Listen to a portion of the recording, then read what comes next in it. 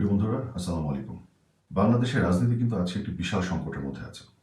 যখন রাজনীতি থাকে না, তখন কিন্তু গণতন্ত্র থাকে না। একটি বিষয় মাথায় রাখতে হবে যে রাজনীতি কিন্তু গণতন্ত্রের জন্য একটি উর্বর ভূমি। রাজনীতি যদি না থাকে, বিশেষ করে সঠিক রাজনীতি যদি না থাকে, গণতন্ত্র থাকে না।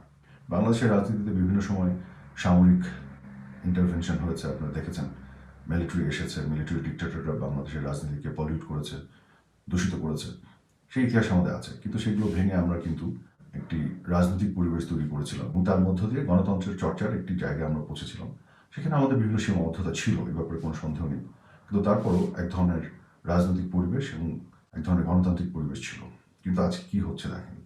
সত্যি কথা যেটি, এটা আমাদের সবার স্বীকার করতে হবে যে বাংলাদেশে আসলে দুটি বড় দল আছে, একটি আওয়ামী লীগ আর একটি বিএনপি। এই দুটি দলের মধ্যেই মূলত প্রধান প্রতিদ্বন্দ্বিতা হয়ে আসছে সবসময়। এর মধ্যে একটি দলকে বিভিন্ন ধরনের ষড়যন্ত্র করে তথাকথিত গণ অভ্যুত্থানের নামে একেবারেই মাইনাস করে দেওয়া হয়েছে। যদি আমি মনে করি না যে আওয়ামী লীগকে বেশি দিন মাইনাস করে রাখা সম্ভব, কারণ আওয়ামী লীগ এদেশে জন্ম দিয়েছে, আওয়ামী লীগ এদেশের রাজনীতিতে আছে, থাকবে এবং শক্তভাবে আওয়ামী লীগের পুনর্জাগরণ ঘটবে। কিন্তু যে ষড়যন্ত্রটি চলছে, সেখানে খেয়াল করে দেখুন, আওয়ামী লীগকে পুরোপুরি মাইনাস করে এবং আপাতত আরেকটি বড় দল বিএনপি, তারা হয়তো ভাবছে যে না, আওয়ামী লীগ তাদের প্রধান প্রতিপক্ষ নাই, তাদের জন্য খুব ভালো হয়েছে।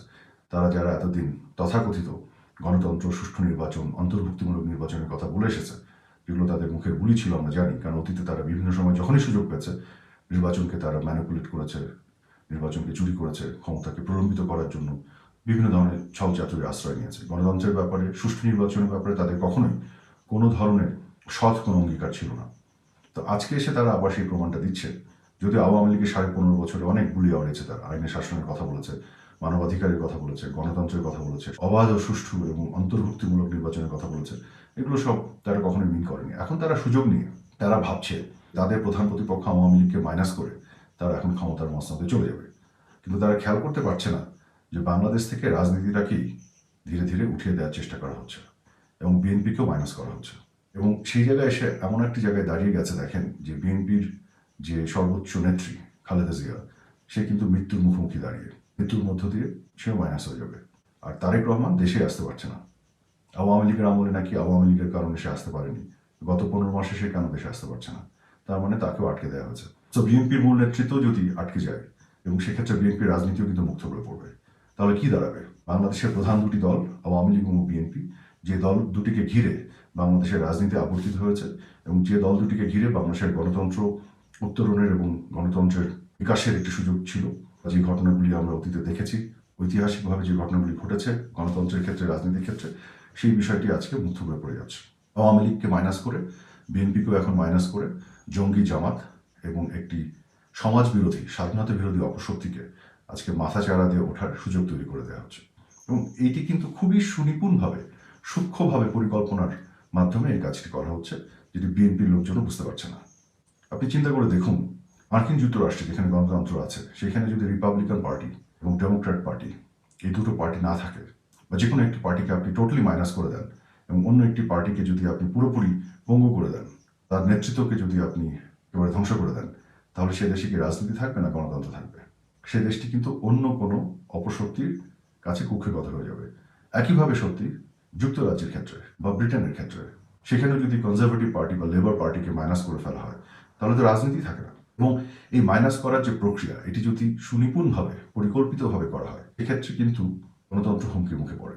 গণতান্ত্রিক প্রক্রিয়ার মধ্য দিয়ে যদি কোনো একটি দল কোনো বাস্তবতায় যেয়ে বিলুপ্ত হয়ে যায়, তাতে কোনো সমস্যা নেই, অথবা নতুন কোনো গণতান্ত্রিক শক্তি উত্থান ঘটে, তাতেও কোনো সমস্যা নেই। কিন্তু সমস্যা হচ্ছে যখন গণতান্ত্রিক শক্তিগুলোকে পরিকল্পিতভাবে ষড়যন্ত্রের মাধ্যমে ধ্বংস করে দেওয়া হয়, তখন বুঝতে হবে সেটি গণতন্ত্রের জন্য সহায়ক নয়। দেশ, রাজনীতি, সমাজ তখন ধ্বংসের মুখে উপনীত হয়। আজকে কিন্তু সেই জায়গায় যে দাঁড়িয়েছে বাংলাদেশ। এবং আজকে আপনারা দেখছেন যে বাংলাদেশের জন্মই যারা চায়নি, তাদের যে আস্ফালন, তারা যেভাবে ধর্মকে ব্যবহার করছে, মানুষকে ব্যবহার তো বলবো না, ধর্মকে অপব্যবহার করছে, মানুষকে যেভাবে ধর্মীয় অনুভূতিতে সুরসুরি দিয়ে মানুষকে উদ্বেলিত করছে, মিথ্যাচারের মাধ্যমে তাদের অতীতের সকল অপকর্মকে অপপ্রচারের মাধ্যমে অন্যের ঘাড়ে দোষ চাপিয়ে যে কাজগুলি তারা করছে, এই সমাজ কিন্তু টিকবে না। এই সমাজ কিন্তু উন্নয়ন অগ্রগতির যে রাস্তায় বঙ্গবন্ধু কন্যা শেখ হাসিনা এই দেশকে নিয়ে গেছিল, সেখানে তো থাকবেই না, এটা নাই। গত 15 মাসে আপনারা দেখেছেন কিভাবে দারিদ্র্য বেড়ে গেছে, উন্নয়নের সমস্ত চলার পথ মুখ থুবড়ে পড়ে গেছে, সে সে তো বটেই, বরং এখানে জঙ্গি উত্থান ঘটবে, সমাজ অস্থির হবে, এখানে নিরাপত্তা বলে কিছু থাকবে না, অর্থনৈতিক কোনো উন্নয়ন হবে না, দারিদ্র্যের কষাঘাতে মানুষ জর্জরিত হবে এবং দেশ সমাজ ধ্বংস হয়ে যাবে। কাজে রাজনীতিকে কিন্তু ফিরিয়ে আনতে হবে।